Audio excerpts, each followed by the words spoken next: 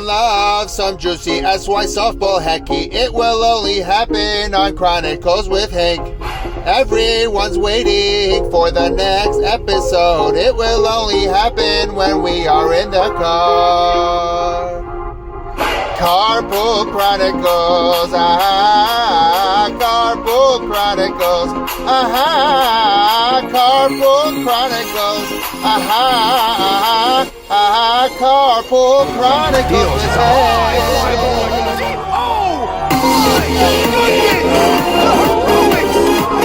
Hank first pitch to lead 8-3.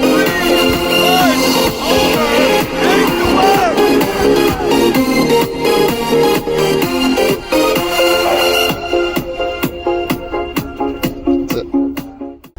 And welcome back to yet another episode of Carpool Chronicles with Hank. This is episode number 7. The phone is now in a new spot. We officially invested in a clip. Now you don't have to see our lower chins, and now you get to see our beautiful heads, including the bald spot on Hank's top. Bald spot, or the whole thing is bald at this point? I don't even know. Move on is right. Okay, so first, I want to open up the show thanking you all so much, whoever was able to attend the beautiful Torah dedication. It's just a wonderful thing to see and feel when everybody comes together for a beautiful cause. It was at the house of my brother Max in the backyard, and as soon as the games were over on Monday, it was Memorial, the amount of guys that came in from the league and showing their overwhelming support, I know it meant a lot to my brother, it meant a lot to our family, and we thank you all so much for being there, and let's only celebrate Simachot together. Amen. Amen. You were there. It was a beautiful event. I was telling Max afterwards that I love the fact that, sometimes you have Torah dedications, like in Lakewood and other places in Muncie, that they dance in the street. They're basically going down, they go from the house to the shul with the whole motorcade and the music. I liked it much better with Nemi in the backyard with some drinks and some maza. That was a great vibe, and it was just it worked. Just awesome. I loved it. I really loved it. It was just an awesome event, and the weather was gorgeous, and it worked out perfect. Top quality event, top quality goods. And again, thank you all so much for coming. And oh, by the way, I just want to thank our sponsors real quick before I forget. We have our same 4 sponsors. Number 1, these beautiful sunglasses. As we see, Hank also has gifted his pair as well as the co-host from the ohost.com. Use promo code SAM20. And we also have G&G Realtors, powered by Milo Sutton. Need any houses for the summer last minute? Or if not that, let's say you're looking to buy a house. Well, get ready for some amazing new commercials. I don't even tell you, we have being filmed from some stars. Some YMSL stars, some M&S stars, wow, featuring in our next crazy segment of commercials we have upcoming. It's going to be very, very fun and funny. Sneak peek. We also have Yusuf, the tab card. It's funny, I was talking to someone about it. People think that when they use the tab card, they get to lose out on their mileage, their mile points. No, you don't lose out on miles. Wow. You also get your miles. And then finally, Bracelets and Bands. Sick jewelry. You got your wife a pair of earrings. Yeah, she's loving it. She's loving those earrings. I have, I'll show it to you a little later in the show, but I have some more goods to show you guys. Hey, let's get on to the show real quick. Just wanted to thank the sponsors for a minute. Okay. Before we start with anything, as we love, my favorite feature is the mean text that we get, and it's usually always geared towards me because you're the fan favorite. They all love you, and I'm the lightning rod that everyone wants to hate on, which is okay. That's fine. But recently I read a message, wasn't even sent to me, it was sent to you, but I was privy to see it because I shared a car ride with you.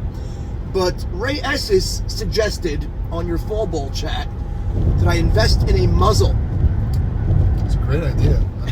I was actually Google searching muzzles, and a lot of good options came up. Yeah, but you got all like the IB ones that came up, and now you... Yeah.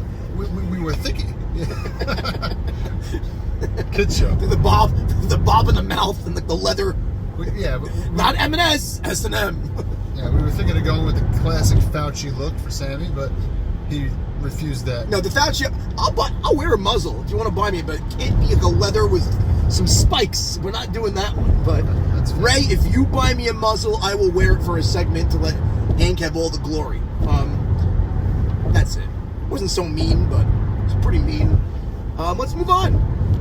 YMSL Roundup. This is we're going to talk about a few things. The matchups, real quickly, because it's not that much meat in the bone this week on the matchups. Right. But there are some pretty key storylines. Like, maybe we'll even talk about the playoff format. How we have the 5. Should they expand to 6? Like, I'm curious what you think on that. But go ahead, start off with the YMSL. Okay. So let's just quickly recap the matchups, and then we'll get to playoff scenarios and how the standings are looking as of now. Wait, before you get into the matchups, this segment is brought to you by the Tab Card, powered by Yusuf. Spend smarter, play harder. See Sammy Estes. He is on one of the teams that we're going to be talking about. He's on the Cobras. Purple Cobras, who got a big W this week. Yes. But yes, brought to you by Yusuf Tab Card. Okay, so first matchup we had Sunday morning. So there was actually, the YMSL does this on Memorial Day weekends. They split up the 4 games into 2 on Sunday and 2 on Monday. This way, everybody, you have much more fanfare. You have much more video highlights. It's a great item that they do on Memorial Day weekend. The first matchup was Placata versus the 61. So this matchup was highly coveted, and it had a lot of ramifications in the standings. Ended up being a very hard-fought split. Placata came out in front in the game 1. Eddie Harari, excellent performance. I was behind the dish. He was hitting my glove with every single pitch. He was excellent. Gabe Abadi had a clutch base hit after I got walked. Bases loaded, big hit. Soli S is staying hot. That's Placata. We won 8-7, I think, in 8 innings. And then game 2, we came out really flat, us as in Placata. And we lost that game 4-1. The 61s, I would say the real storyline there is their outfield play with Nutty getting replaced. That was a huge shot in the arm for them. It's been a story for the last few weeks, and It keeps going. from what I heard, that Farka is now waking up and looking like Farka again. Right, so all their outfielders. So this kid, Eli Braha, You're singing his praises all week. lighting up the highlights. He made 2 incredible catches. One on a shot that I hit to right field that would have for sure been a homer if anybody else was playing out there. And a shot that Avromi Rosenberg hit down the right field line in game 2 that he made it a spectacular catch diving backwards. It's great to see the young players. Like last week we were talking about IG. This week we're talking about this kid, Eli Braha. Maybe we'll talk about it after, but incredible. It looks like the new guard is slowly taking over and the old guard is phasing out. And it's funny, we're not even talking about the new guard as in guys your age. Right. We're talking about the younger generation.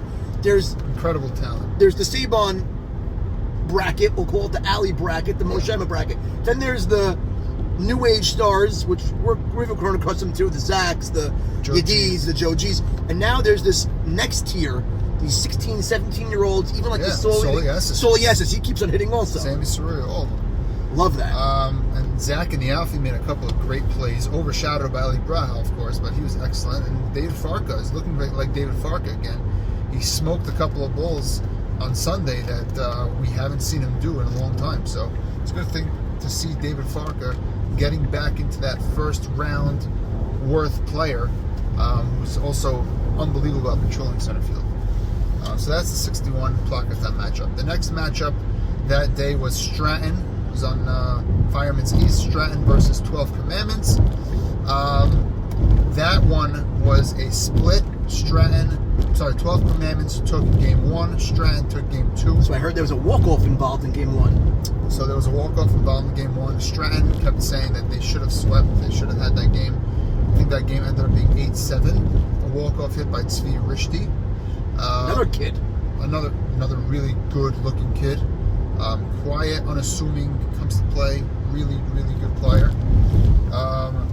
So storylines from that matchup is, first of all, Stratton got a game. Everybody thought coming in, like we were talking about this last week, they were going to get swept by 12 Commandments. I mean, they were limping into week 6, and Stratton came to play, and they even after losing a tough game 1, they came back and won game 2. So it sounds That's like huge for them. it sounds like the opposite. Stratton probably should have swept. It sounds like Stratton should have swept, but the fact that they got a game after losing a tough game 1, that's big for them going into week 7. They have a lot of confidence going into week 7. A couple of storylines there. Uri Adler had a rough week at the plate. he came in leading the league in hitting, right? He came in, I believe, leading the league in hitting. He took a step back. Right now, I think Charles Saka leads the league in hitting. He took him over. Wow, so that MVP race is tightening up. Right, and on the other team, we have Nutty Orbach, who also took a step back, and he's getting a little cold. So I think we discussed it on a prior episode. Nutty is a really streaky player. He could be the best hitter in the league for like a month straight, and then he's unrecognizable for the next few weeks. So It's crazy. the question is, finishing the season right now, they're in the mix, obviously. They need Nutty of the first half to show up. I mean, I think he's tied in league history, right, with home runs. So he hit a loop shot to Ellie Race in left field, and he botched it, and he gave up a home run. So that's A home run's a home run. I mean, no, call out to Ellie Race. I mean, no, I understand that, but I'm saying if you're looking at the history, you don't know when you see a home run leader how many of those are ground balls to shortstop. A home run's a home run in softball. I don't care. It's not wrong. But right now, he has the league history lead in home runs. It's unbelievable. It's 6. I think I have like 6 career home runs total in the past 3 years, and I'm like a pretty powerful hitter. He only has that all in 1 year. Hank, you are a different type of player. You're a power bat that's been hitting the ball a mile when they're playing you in That's another topic. Jiddy. That's another topic. These other guys that are line drive gap hitters, they're more successful in my opinion because their game isn't predicated on hitting a long fly ball. Yes. You know what I mean? So whatever, different topic. Different topic. It's something I need to adjust to in this league because they're playing me 4 crossing. Ain't no fence. Extremely deep. There's no fence in this league, and it's getting very frustrating how I'm launching balls. I'm getting really good contact, and not just hitting the ball to left field. It's all over, down the right field line, down the left field line, straight away center field, the right center field gap, left center field gap. I mean, Hank, I'm not getting anything. Former YMSL standout, one of my best friends in life, moved to LA. Max Nesser, I believe you're a hero. He's my hero. He was your hero growing up. I think that's the problem because Max Nesser had the same issue when he broke into the YMSL years back. Everyone just knows the ball. He hits the ball a ton. They all played the guy in, on the warning track or as far as you could possibly play him. And it's a long fly out and it's a good sack fly type of guy. But when he adjusted is when he became a better player. So you got to make that adjustment. I will. I'm running out of time at 31 already, but yeah, I'll get there. Let's move on to the next matchup.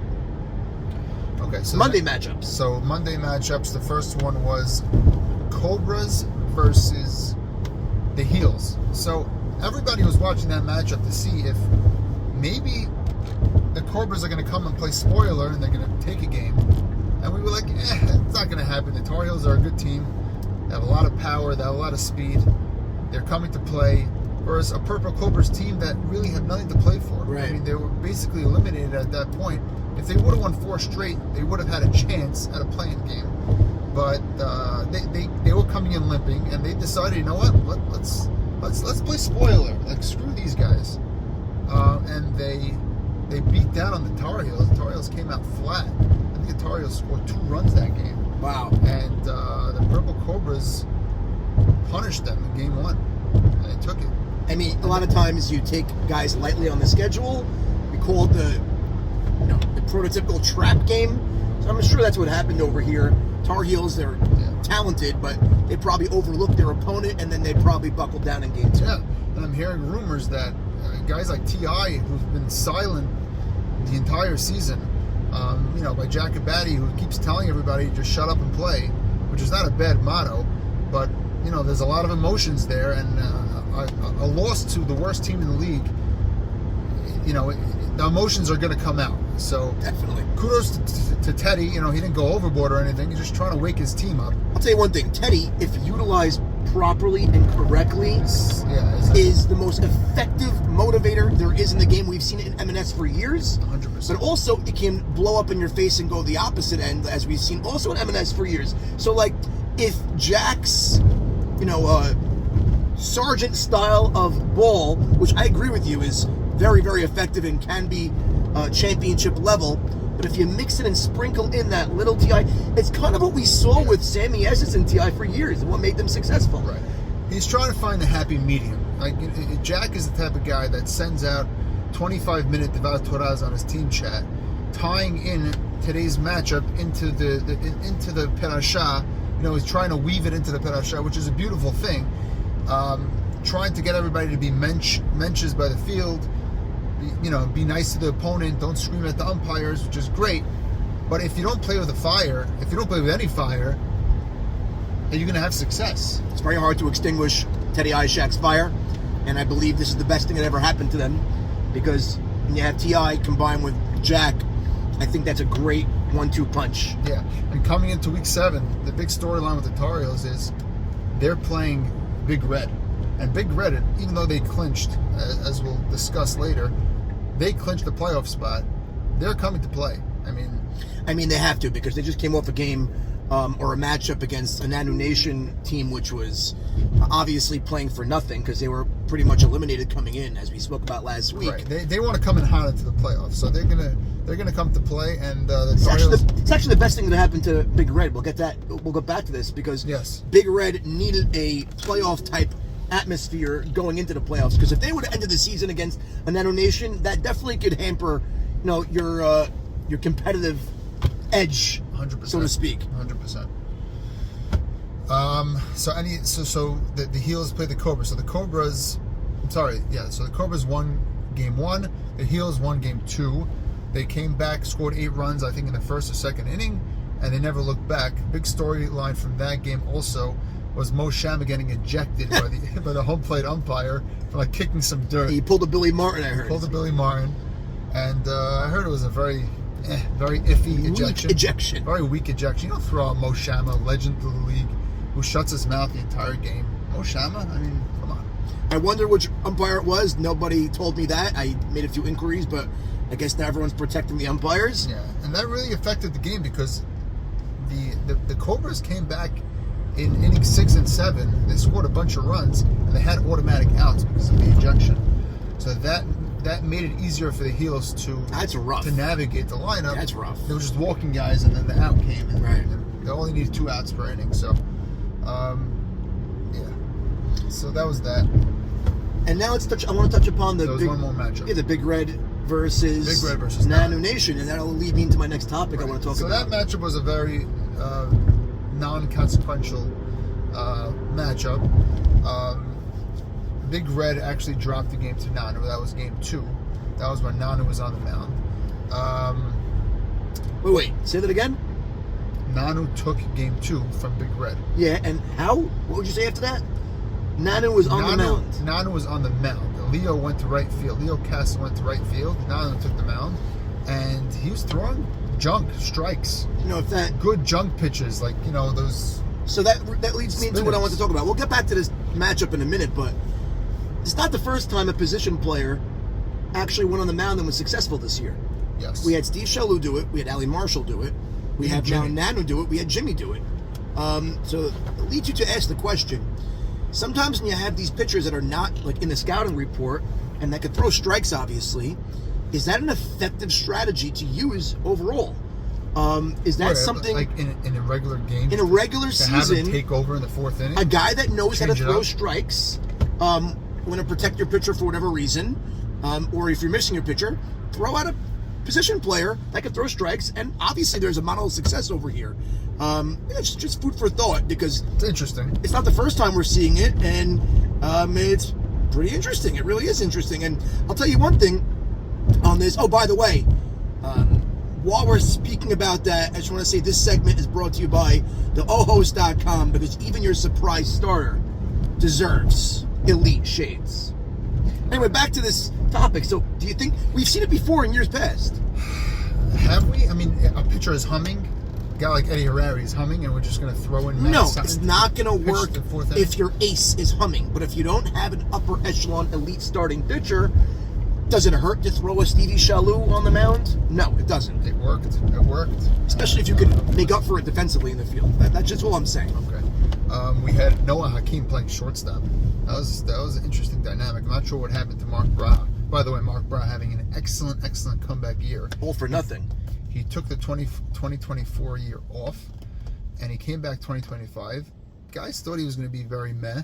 He came back strong. I mean, he's an avid basketball player, right? So he stays in shape. So yeah, Mark is an elite basketball player, plays in the TNL, which I am on the play-by-play for weekly, and he bowed out a few weeks ago. His team didn't make the playoffs, Really? actually, and he's usually one of the guys at the end that's usually in the championship, and he's still playing at an all-time elite level, but maybe that had what to do with him playing well in softball, because his basketball team, which he's the captain of, wasn't cutting it. They lost Nathan Beebe. Refuah Shalema, he tore his ACL, so maybe because his team was not that, he was able to shift his focus back to softball. I don't know, but he looked really good. And we had Noah Hakeem playing short. Noah Hakeem playing shortstop. I'm hearing that he wasn't great. I have to see the highlights, but I'm hearing that he's not ready for a YMSL shortstop position yet. Takes time to groom. It's he not there yet. looks so good up the middle. He looks so good there. Kind of like a Stevie Shalou, who looks, when he's at short center field, he's the best short center fielder there, and he's turning 6 double plays a week. Noah Hakeem could be that guy. He goes out so well on pop-ups. Another kid. Not shortstop yet. Another Not kid of the new shortstop guard, yet. but listen, there's nothing wrong with being a Gold Glove short And center he actually fielder. hit Maxi Deed. Right, so it's funny. Everybody's saying he has no bat. He couldn't get him out. He could not get Hakeem out. Unbelievable. So maybe it's a Maxi D thing. So here's my question slacking now. a little bit. When you look at the stats next year, going into a draft, these are hollow stats almost, because the team was eliminated. Yeah, it was against an ace, but all year long you didn't do it. So Right. how do you factor those stats in when you look at the draft of the kid next year? I mean, guys perceive him as a non-hitter. Got you. And he is like a guy like Ruby Saka used to come into these drafts. So he's a defensive extraordinaire, defensive specialist. This guy is like double as good defensively as Ruby Saka is. Wow. And he's speedy. He's not a terrible bat, but he's not there yet on this level. So I would see him going in the 6th or 7th round next year. Okay, that's pretty good. I mean, Yeah. like we said, the gloves are not so hard to find anymore in the drafts. Now we have to look for the bats. That's why they go higher over here. Right. And then you have on Big Red, you have the storylines there are Charles Saka, he jumped into the lead in the MVP, in the batting title race. He is having a spectacular year. Talk about a steal of the draft. He went in the 5th or 6th round, and he is playing like a second round player. Defensively, always there. He's always the top echelon Gold Glove short center fielder, and then bringing with that all that offense to boot is so it's funny. We know Charles forever. The fact that he was able to take his game up to this level, even by the way, he's a 350 hitter. Speaking of the Sakas, Elliott's also having a fantastic year. Elliott, I saw him in week 1. I saw that he was going to have a really good season. He's spraying the ball everywhere, not just spraying. Hard line drives down from line to line, gap to gap.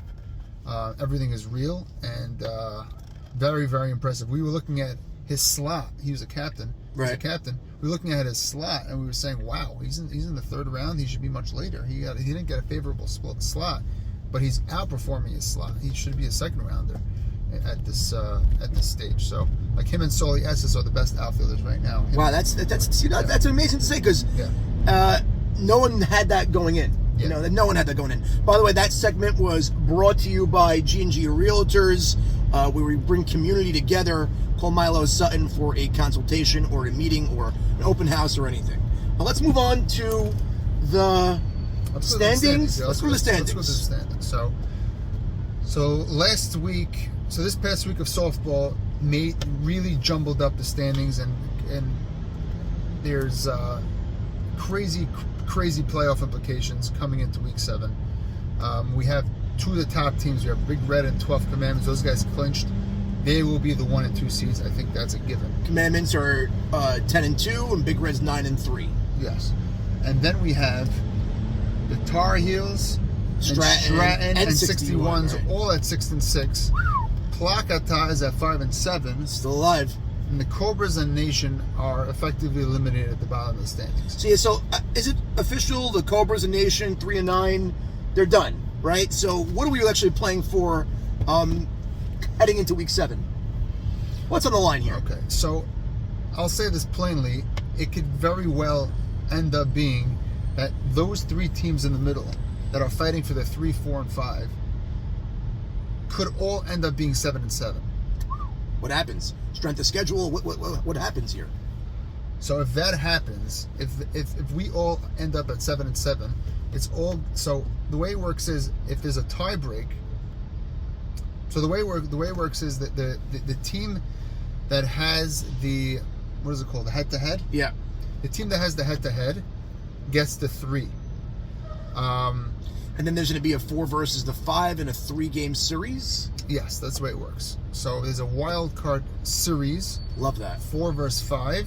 The 6, 7, and 8 are all out. And the winner meets the 1 seed. Do they get to choose? No, I think the winner gets the 1 seed. I don't know if they get to choose. I don't know. I think the 1 seed plays the wild card winner. Yes. Right. So do they? Now my question is: do they choose before the series? They get a chance to face the winner of the matchup of the wild card, or do they get to see the results of the wild card and then choose? Because I know in M&S, I make them choose before the series, before the wild card game. Interesting. You're either choosing the winner of this game, so it's like it adds to the makes you think more. I think they automatically play the wild card winner. Oh, that guy. I think it's automatic. Takes away the drama, honestly. Yeah. And there was a lot of discussion, and I think it's true. Jack and Batty mentioned this. You don't want to play the wild card winner. Yeah, they're hot. They're always hot. It's kind of better to be the 2 seed, if you ask me. Well, again, unless you have a choice. If I have to play the wild card winner, you're right. I might be running into a hot team. Like I don't know if the 12 Commandments or Big Red want to play the wild card winner. Right. So last year we were the wild card winners as the Rays, and you won. We came in hot, and we beat a top team. We beat the number 1 seed, who at the time was Circle of Trust, Abraham Haber. We killed them. I mean, we it's swept not them easy. It's not a hard concept to wrap your mind around because. We see it all the time in all leagues. The wild card team is usually the hot team. They're the ones playing with emotion. At the end of the day, there's not that much separating the 2 teams anyway in a softball league like this and in any league. Right. And a wild card team coming in hot, usually a number 1 seed wraps it up so early they take their foot off the gas a little bit. Right. So I mean, we obviously see number 1 seeds beat wild card teams all the time, but it's not hard to understand why the other way happens. Also, it happens all the time.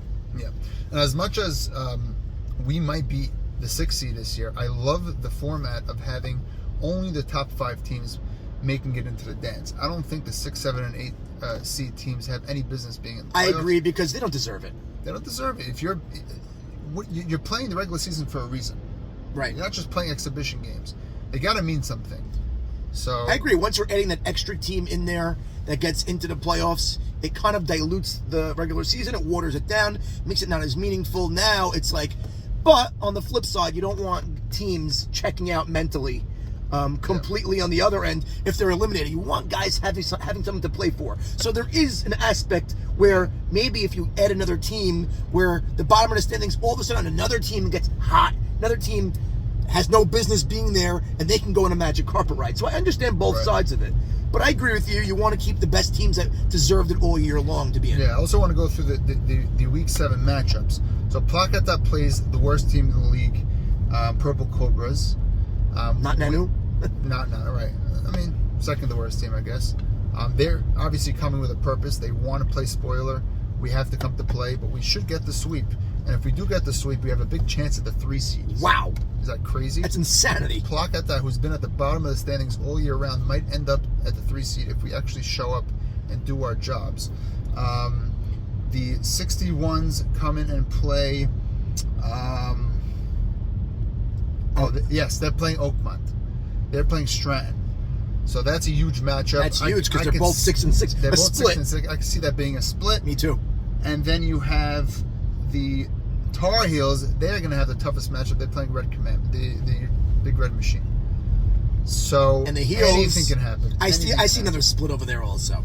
I see that. So I see them ending 10-4, and I see if that happens, if those 3 matchups end up split, sweep, the way we just said it, then it's you have 7-7, right, and we would have the head-to-head. Okay, that's tremendous. I mean, yes. A lot of scoreboard watching. Do what you have to do. You can't look at other people's matchups. Exactly. Do your job. That's my advice to everybody. Exactly. Okay, let's. I think that kind of wraps up the whole YMSL roundup for this upcoming. Talking about going into week 7 and wrapping up week 6. Let's move on to the next topic. Next topic we'll get to is, we'll call it LBA Hawk. LBA Hawk. You have more to talk about on LBA, but I want to just So LBA Hawk, here we are back, and personally, I want to talk about the Assis factor because that ties into MNS, for my opinion. Sure. Week 1, there was a lot of Melech scoreboard watching and some sources and cameras and paparazzi at the game, and from what I was told and from what I saw, he had a very hard time finding the strike zone, and that raised a huge concern in the Staying Alive camp because they took him pretty high in the draft. But then that was quelled and that was put to bed because it was last night or the night before? So the week 1, as you mentioned, we played a terrible team. We played the worst team in the league. And Assis came in from pitch 1. He just couldn't find the strike zone. It's scary. 13 walks total. We ended up winning that game because we played the worst team in the league and we had a very potent offense. But very worrisome. They were very worried about that. Coming into week 2, Assis was like, don't worry, I'm going to get my stuff back. We're going to be great. And he lived up to it. We played the best team in the league, the defending champs, Nutty and co. Really potent offense. Right, so to his credit, he came back and he was buzzing. He answered the bell. He was buzzing. He was hitting my glove with every single pitch. He only throws a fastball, but it's like 60, 70, 65 miles an hour. To get around on a fastball like that, it's tough. How's his motion? Is it legal? You kind of have to cheat to get the bat around. That's how fast he's throwing. But it's not cheating as a batter. I'm talking about if there's only one pitch coming. If I'm just geared up for a fastball, will the better offenses in these leagues catch up to him? So a guy like Nutty, who was their best hitter on that team, he struck out twice. Wow. Yeah. So striking out a guy like Nutty with that type of bat speed, striking him out twice and carving up that lineup. Good lineup. So Eliezer Tendler, these guys couldn't hit. You caught him twice. I caught him twice. What's two entirely different players? I have to see more of Sal. I have to see him 3 or 4 more times to know how often he's going to have his stuff, how often he's not going to have his stuff. Can he have like a medium performance where can he gut out a performance, and try to... That's the question. Is he hit or miss, or is he? Is it hit or miss? Is there anything in the middle? That's what I'm asking you. That's 2 questions. So, by the way, how much does he hit? How much does he miss? We're going to find out over the course of the season now. This segment has been sponsored by Bracelets and Bands, custom jewelry, big energy, just like Assis's stat line. Anything else on LBA you want to talk about? There's a huge storyline that came out last night. So last night, Bluestone Brokerage, that's Uri's team. They have a pretty stacked team. Eli Reyes, Avrami Rosenberg, Yechiel Kleiman. Those guys are pretty stacked. They came in to play with a matchup against his place, which is the team that we faced in week 1 where we destroyed. We mercied them. Okay. They were supposed to mop the floors with them. Bluestone was supposed to mercy them by a bunch of runs. And they came in last night. Uri was showing us pictures of the Glotbite and the beer that he brought in, Yudi Lieber sponsored. And they came in thinking that they were just going to walk away with a win. And 11:30 at night, I get the text that his place beat Bluestone Brokerage in extra innings 9-6. Whoa. I was like, is this a mistake? Maybe you're coming into the game with Glotbite and beer, and that's your problem. Yeah. You got to take the game seriously. You have to. So coming into that game, I was like, you guys can snort 6 lines of cocaine and still beat these guys. They're that bad. And they threw up a dud, and they lost. I heard Uri Adler played the outfield awful. What timeout? Yeah, I thought you said LBA is serious these days. I don't know, man. Uri Adler's in the outfield? Uri Adler played left field. I heard him make a vow after the game that he's never playing outfield again. Bro, he should have never started there. What's going on? I mean... I'm not sure. Again, we went through a few episodes of Chronicles talking about singing the praises of this new Tier 1A of LBA. And they threw Uri Adler in there. And now Adler's in the outfield? I don't know. I don't know what's going on there. That's confusing to me. I don't know. But that was a huge upset in LBA. Made a lot of storylines. And I'm a little disappointed, I'm not going to lie. I don't know. I mean, seeing these teams now, the Bluestone Brokerage team, very disappointing. We blew out Nutty's team 17-6. So, like, which teams in LBA Tier 1A are actually good? You tell me. I mean, I'm honestly, I'm shocked. I'm floored. I can't believe what you're telling me. The teams that are supposed to be good are just not showing up. I don't know. I mean, it's still very early. It's a culture thing, maybe. It's a vibe thing. Anyway, I mean, let's move on to BKS. Okay. We spoke about it. We touched on it last week. I wanted to talk about it again. We have an undefeated team watch heading into the final week of the season. And as we said, I don't care what level of ball. And by the way, the Brooklyn League has definitely stepped it up. And they're getting back to where I tried to get them to a few years back. And there's a lot of talented players in Brooklyn. A lot, not just a few. There's some really good ball players, and we're going to start hearing them more as household names. One of them, and I'll get to the matchup in a minute, is actually my nephew. Shout out, Aaron Levy. You played with him on Ballbusters. He's a real power bat, this kid. Lefty. It all started that year with the Ballbusters. He's got real power. Lefty with pop, and I think he's tied with Isaac Sasson as the league leader in home runs. And he told me he won 3 straight years. Yeah, he's a winner. He's a winner. Every team he's on, they win the championship. Every team he won, every team he's on, they win. Yeah, there are certain players that are like that. And coincidence? Nephew is a winner. Nephew is a winner. We call him Levy Head. The kid definitely can rake. He's a pretty good outfielder also. I think I have on the highlights a few amazing catches he made. And this past week, there was a play where he came home on a home run, and he literally stumbled and he swam and crawled home as he was like crawling to the plate and smacked home plate. As we were dancing by the Torah dedication, he's like, "Hey, did you see my highlight? It's going viral." I'm like, "No, I didn't see it." He showed it to me while we were dancing, trying to get the home plate. It was really funny. But on to that final matchup, the Matzo Ballers are looking for an undefeated season. I know Isaac Bill, my brother-in-law, is having an MVP type season over there. We spoke about their team a bit last time. Mark Cohen on the mound. There's so much to talk about, but they're going up against the number 2 seed. That's the Morty Shrim Isaac Sasson team. So that said, keep our eyes open for that. We know Mark Cohen wants that undefeated season. Yeah. And it's exciting. You have anything to add? You have a lot of friends on that team. I think Mark Cohen was thinking about going into... I know he doesn't want me to say this, but too bad, Mark. He's thinking about going into week 6. Week 6 or 7 for them. In week 7. I think this is the team. He's playing the best team in the league. He thinks that he's going to be facing these guys in the World Series. He's thinking of just having a position player pitch instead of him. And give up the undefeated season? Yeah, I told him don't do it. Yeah, I guess he would have to give up the undefeated season, right, if he's not pitching. There's no way Mark Cohen's giving up a shot at history. Because, again, a historical undefeated season is nothing to sneeze at. It's nothing to make it like ho-hum. It's not. You have to go for it. You have to, in my opinion at least. And we have seen Mark Cohen in this league when it was called MSB on a team with Archie and Itz where they were dominant in the regular season, and then the playoffs came and they just did not advance. Major League was the name of that team. Right. So you were on the Cobras, I think, that year. Yes. Oh, wow. See, my memory is still somewhat intact. And then I guess that's the end of the BKS. You want to get into a little bit of a road rage rant? I want to hear it. What do you got? I mean, I'm not sure if I should say it because I might get some heat from it, but you know how Shimon Friedman's status is? Forget it. Forget it. Come on, Sam. Forget it. No, forget it. Sam. Forget it. Sam. All right. Guys. I got the vibe. Okay. Shimon, I love you to death. You know I do. We talk all the time.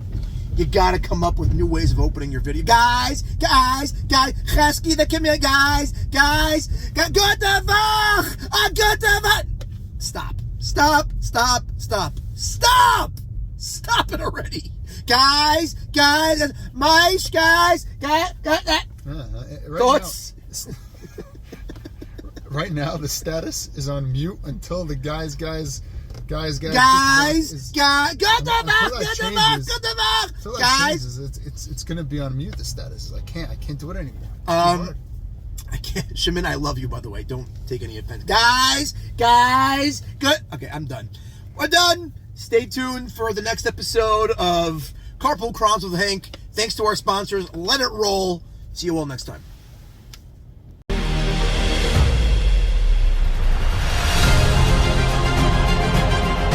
How you doing? I'm Milo Sutton, G&G Realtors. I support M&S Baseball League from before you're born.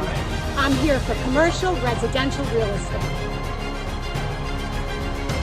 Introducing the USEF Tab Card, a smart way to turn everyday spending into tuition support.